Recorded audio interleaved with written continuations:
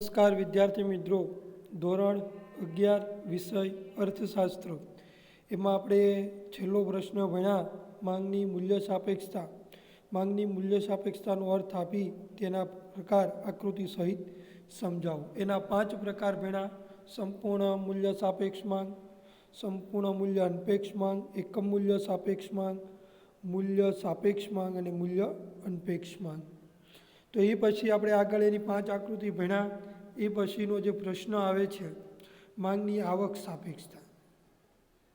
આ જે માંગની આવક સાપેક્ષતા પ્રકાર પ્રશ્ન છે મિત્રો, આ જે પ્રશ્ન એ આખો પ્રશ્ન તમારે કોરોનાની મહામારીને લીધે પૂછાવાનો નથી. એટલે કે આ ટોપિકમાંથી આ જે ટોપિક છે આખો,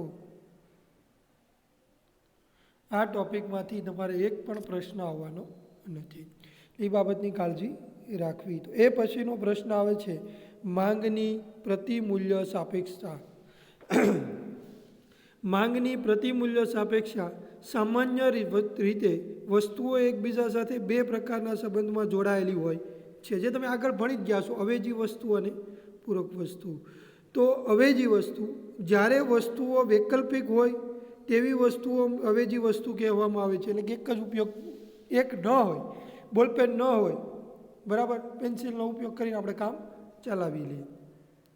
ઘઉં ન હોય, બાજરી ખાઈને કામ ચલાવી લઈએ. સામાન્ય રીતે એક વસ્તુના બદલામાં બીજી વસ્તુ ઉપયોગમાં લઈ શકાતી હોય તો તેવી વસ્તુઓને કેવી વસ્તુ કહેવાય છે? અવેજી વસ્તુ કહેવાય છે. જ્યારે પૂરક વસ્તુઓ, જ્યારે વસ્તુઓ એકબીજા સાથે કેવી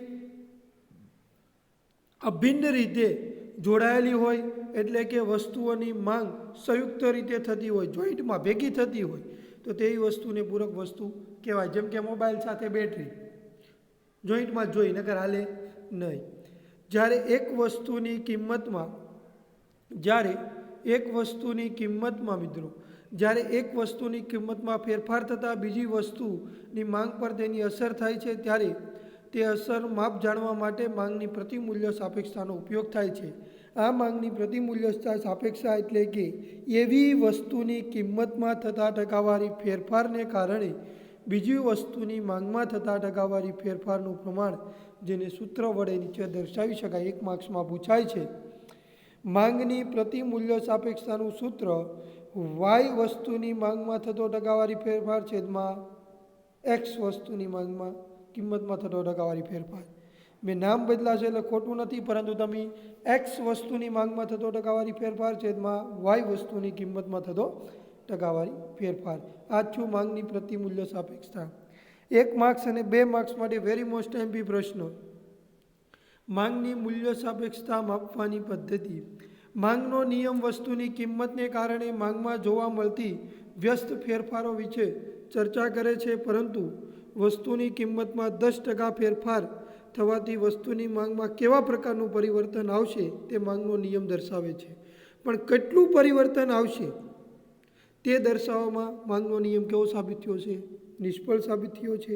તેથી વસ્તુની કિંમતમાં થતા ફેરફારથી માંગના કેટલાક ફેરફાર થશે, જે માપવાની રીતને માંગની મૂલ્ય સાપેક્ષતા કહેવામાં આવે છે.